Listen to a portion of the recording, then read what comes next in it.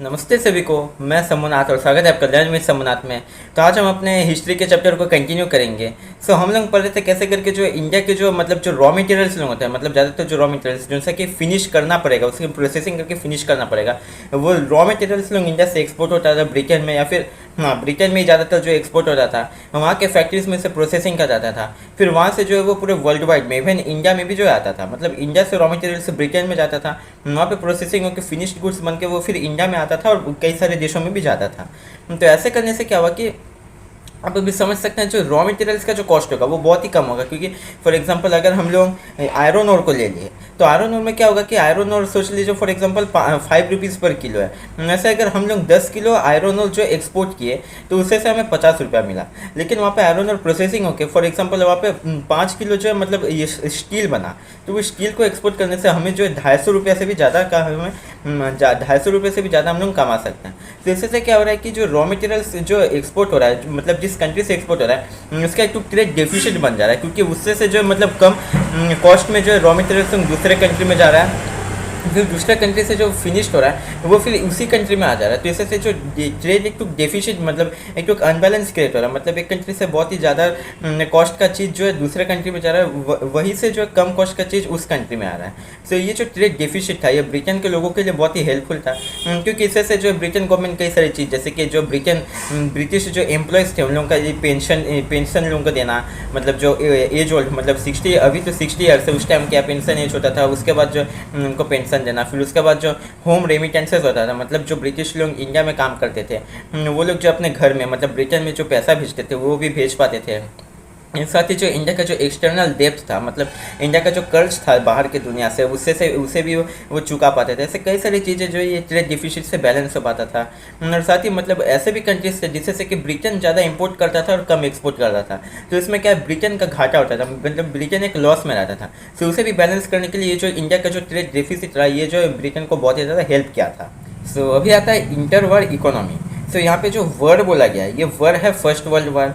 और first world war जैसा कि हम लोग जानते हैं एक बहुत ही मतलब दर्दनाक, एक बहुत ही डिस्ट्रक्टिव एक तो वर्ड था, जिसमें कि कई लाखों करोड़ों लोगों की जो है जान गई थी और बहुत सारे इंजर्ड हुए थे। बहुत सारा इकोनॉमिक जो स्टेबिलिटी था वो अनस्टेबल हो गया, पॉलिटिकल इंस्टेबिलिटी देखा गया था।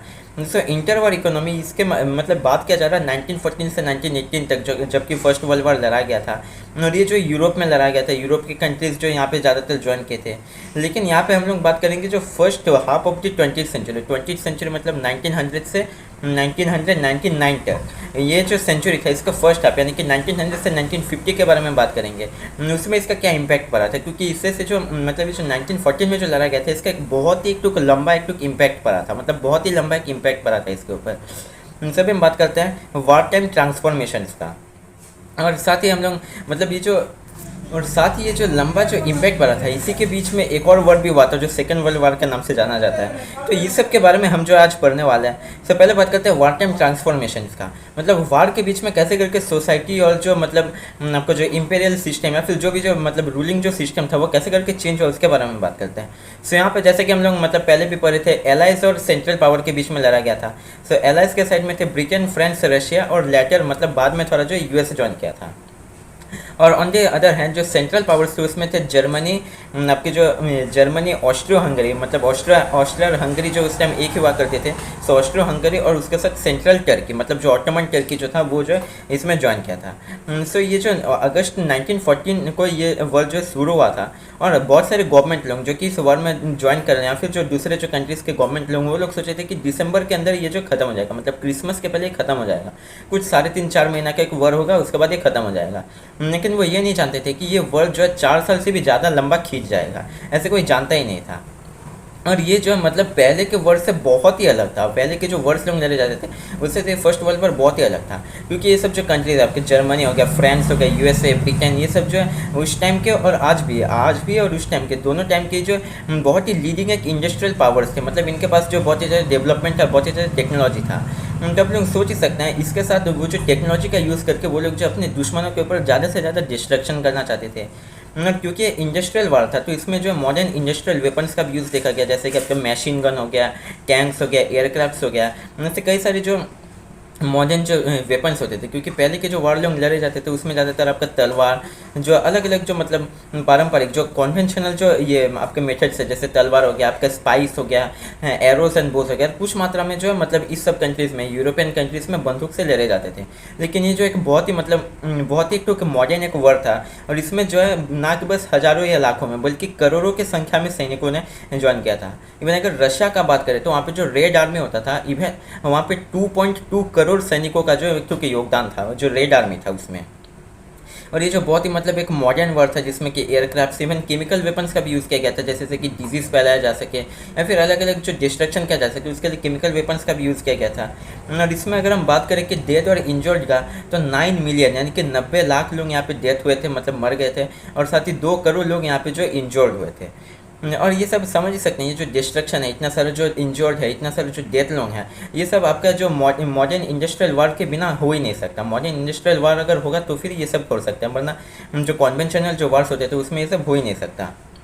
और इसमें ज़्यादातर जो ये किल्ड और मेम्ड, मतलब ज़्यादातर जो ये इंजर्ड और जो डेथ हुए थे, वो सब वर्किंग एज के मेन लोग थे, मतलब जो आपके 20 से 40 या फिर 50 साल के बीच के जो लोग थे वो ज़्यादातर यहाँ पे ज्वाइन किए थे। तो अभी क्या हुआ कि वर्किंग मैन का एक तो शॉर्टेज देखा गया, क्योंकि करोड़ों की संख्या में, और उस टाइम तो ये बहुत ही भारी मात्रा में एक तो पॉपुलेशन था ना। तो जो वर्किंग, फिर उसके बाद उस टाइम जो है इवन ज़्यादातर जो फीमेल्स लोग थे वो सब ज़्यादा वर्किंग में जाते नहीं थे। और अभी क्या हुआ कि ज़्यादातर जो वर्किंग एज के मेन लोग हैं वो सब या तो इंजर्ड हो गए या तो डेथ हो गए। तो इसमें क्या हुआ कि जो वुमेन लोग थे वो सब अभी घर से बाहर स्टेप होने लगे। और इवन यही था पहली बार जबकि ये जो वर्किंग जो मेन होते, मतलब जो फीमेल लोग होते हैं, वो ज़्यादातर अपना वर्किंग मतलब अपना प्रोफेशन चूज़ करना स्टार्ट की, क्योंकि ये फर्स्ट वर्ल्ड वार के बाद से ज़्यादातर मेन लोग जो है अनेबल टू वर्क हो गए। इसी के बाद से धीरे धीरे जो है वुमेन लोगों को पावर मिलने लगा, उनको जो है मतलब ज़्यादा से ज़्यादा आपके एस्पिरेशन से देगा, उनको ज़्यादा से ज़्यादा फैसिलिटीज़ देगा, ताकि वो लोग जब बाहर जाके भी काम कर सकते हैं। सो इसके टाइम क्या हुआ कि इंडस्ट्रीज़ लोगों को रिस्ट्रक्चर भी किया गया था, क्योंकि ज़्यादातर पहले मतलब अलग अलग गुड्स के लिए, फॉर एग्जांपल अगर न्यूक्लियर पावर का बात करें तो न्यूक्लियर पावर एनर्जी बनाने के लिए भी यूज़ किया जाता है, मतलब इलेक्ट्रिसिटी प्रोड्यूस करने के लिए भी यूज़ किया जाता है, और न्यूक्लियर बम बनाने के लिए भी। और आप समझ ही सकते हैं, जो 4 साल का जो वर्क था, इसके अंदर अगर ट्रांसफर होगा तो ज़्यादातर लोग अपना हथियार को ही मतलब चूज़ करेंगे। इससे इससे से ज़्यादातर जो स्टील जो होता था, वो स्टील पहले क्या होता था कार्स में या फिर जहाज़ों में यूज़ किया जाता था, लेकिन अभी वो क्या था मशीन गन बनाने के लिए, टैंक्स बनाने के लिए, अलग अलग मतलब जो वारशिप्स बनाने के लिए ये सभी भी यूज़ होने लगा। मतलब ज़्यादातर जो है डेली मेड गुड्स, मतलब डेली यूज़ के गुड्स को इंडस्ट्रीज़ को रिस्ट्रक्चर किया गया वेपन्स बनाने के लिए। और इससे से क्या हुआ कि बहुत सारे कर्ज भी दिए गए थे, मतलब ये जो वर्ल्ड लड़ा जा रहा था इसके लिए पैसे तो चाहिए। ये 4 साल का जो वर्ल्ड चल रहा था इसमें बहुत सारा जो मतलब वेपन्स भी यूज़ किए गए थे, तो इसके लिए जो बहुत ज़्यादा पैसे चाहिए, और पैसे इन इंडस्ट्रियल कंट्रीज़ ने बोरो किया था, मतलब दूसरे कंट्रीज से ये कंट्रीज लोग जो लोन ले रहे थे और उसके साथ जो वार ले रहे थे। और इसमें क्या हुआ कि इंडस्ट्रियल जो यूएस था, यूएस यहाँ पे मतलब बाद के टाइम में ज्वाइन किया था, और पहले पहले वो जो ज़्यादातर वेपन सप्लाई करता था और मतलब युद्ध को देखते रहता था। तो इसमें क्या हुआ कि यूएसए से जो है बहुत सारा मतलब लोन से जो है बाहर के कंट्रीज़ में, ब्रिटेन, फ्रांस, जर्मनी, ये सब कंट्रीज़ में जाने लगा। तो इससे से क्या हुआ कि यूएसए जो कि पहले तो इंडस्ट्रियल डेप्टर था, मतलब वो जो है दूसरे कंट्रीज़ के कर्ज में डूबा हुआ था, वो भी एक इंडस्ट्रियल क्रेडिटर बन गया, मतलब वो जो दूसरे कंट्रीज़ को लोन से देने लगा। ऐसे करके यूएस का एक तो ट्रांसफॉर्म भी होने लगा, और उसी के चलते जो यूएस आज जितना डेवलप हो पाया, मतलब वो जो आपके जो ये फर्स्ट वर्ल्ड वार के टाइम से इन यूएसए जो है इतना ज़्यादा डेवलप हो पाया। मतलब पहले जो यूएस भी एक तो अंडर डेवलप्ड कंट्री था। सब हम बात करते हैं पोस्ट वॉर रिकवरी का। एक बार वॉर तो ख़त्म हो गया, लेकिन उसके बाद क्या होगा अभी हम देखना चाहते थे। जो मेन लोग हैं वो डाइड हो गए हैं या फिर इंजर्ड हो गए हैं, तो वुमेन लोगों को जो है मतलब वर्किंग फोर्स में लाना पड़ेगा। साथ ही जो है मतलब ये जो वॉर लड़ा था यूरोप में, लेकिन इसमें इंडिया के सोल्जर्स भी थे, जापान, क्योंकि इंडिया जो है ब्रिटेन का एक मतलब कॉलोनियल कंट्री था, तो इसमें इंडिया के भी बहुत सारे सोल्जर्स लोग गए थे। और उसके साथ जो अलग अलग कंट्रीज़ में भी इसका डिस्ट्रक्शन देखा गया था, ना बस यूरोप में बल्कि बहुत सारे जगह में ये लड़ा भी गया था, यूरोप में, एशिया में, मतलब कि अफ्रीका में भी ये सब जो लड़ा गया था ये वर्ल्ड लोग। तो इससे वहाँ के रीजन्स में भी बहुत ज़्यादा डिस्ट्रक्शन देखा गया था। फिर उसके बाद जो है ये तो उसके बाद क्या हुआ कि ब्रिटेन जो था, ब्रिटेन अभी क्रम्बल्ड हो गया, उसका अभी इकोनॉमिक डेवलपमेंट नहीं हो पाया, क्योंकि वो जो बहुत सालों से वॉर में लड़ रहा है, उससे उसका जो डेवलपमेंटल जो वर्क होना चाहिए वो जो लैग बिहाइंड कर दिया। और इससे से क्या हुआ कि इंडिया के जो डोमेस्टिक जो प्रोड्यूसर्स लोग थे, जैसे कि आपके जो इंडिया के खुद के जो इंडस्ट्रियलिस्ट लोग थे, वो लोग इंडिया के मार्केट को कैप्चर करना स्टार्ट कर दिए, और जापान के इंडस्ट्रियलिस्ट पूरे वर्ल्ड के मार्केट को कैप्चर करना स्टार्ट कर दिए। जहाँ पे कि पहले जो ये ब्रिटेन के जो ये इंडस्ट्रियलिस्ट लोग थे वो इंडिया के रॉ मटेरियल्स लेके उसे प्रोसेसिंग करके पूरे वर्ल्ड में बेचते थे। अभी वो सिस्टम चेंज हो गया। अभी इंडिया के इंडस्ट्रियलिस्ट लोग पूरे इंडिया, मतलब उस टाइम का इंडिया जिसमें कि पाकिस्तान, बांग्लादेश, ऐसे अलग अलग जो कंट्रीज लोग भी थे। फिर उसके बाद चाइना में भी बहुत ज़्यादा जो है आपका हमारा गुड्स सप्लाई होता था, इंडिया से गुड्स बहुत ज़्यादा जाता था। और जापान जो है पूरे वर्ल्ड में अभी अपना सप्लाई करना स्टार्ट कर दिया। तो इससे देखा कि ब्रिटेन का जो मार्केट था वो लूज़ कर दिया, मतलब ब्रिटेन जो है वार लड़ते रहते इसके ऊपर ध्यान ही नहीं दिया। ऐसे करके बहुत सारे मतलब प्रॉब्लम्स देखे गए ब्रिटेन के अंदर। और उसके साथ उसका एक्सटर्नल डेब्ट भी होगा, क्योंकि वो जो यूएसए से लोन लेके ही लड़ रहा था। जिससे से उसका जो लोन भी बहुत ज़्यादा बढ़ गया, मतलब कर्ज में भी वो जो डूब गया। और इसके साथ इसमें एक इकोनॉमिक बूम भी देखा गया, क्योंकि इतने सारे वर्कर्स चाहिए, सोल्जर्स चाहिए, तो इसलिए बहुत ज़्यादा एम्प्लॉयमेंट देखा गया था। लेकिन जैसे ये वर्क खत्म हो गया, सब पूरा खुश हो गए, मतलब सब पूरा विदा कर दिए गए सब लोगों को, तुम लोग घर जाओ, वर्क खत्म हो गया, अभी जो हमें इकोनॉमिक डेवलपमेंट करना पड़ेगा, हम अभी तुम्हें एम्प्लॉय नहीं कर सकते। तो इससे से क्या हुआ कि 1 in every 5 वर्कर्स, मतलब 20% के ब्रिटेन के जो वर्किंग वर्कर्स लोग थे उन लोग को जो घर में विदा कर दिया गया, मतलब उनके लिए और जॉब नहीं था। ऐसे करके जो अनएम्प्लॉयमेंट का प्रॉब्लम भी बहुत ज़्यादा देखा गया था। सो आज के वीडियो ये पे ख़त्म करते हैं, मिलते हैं अगले वीडियो में, तब तक के लिए धन्यवाद।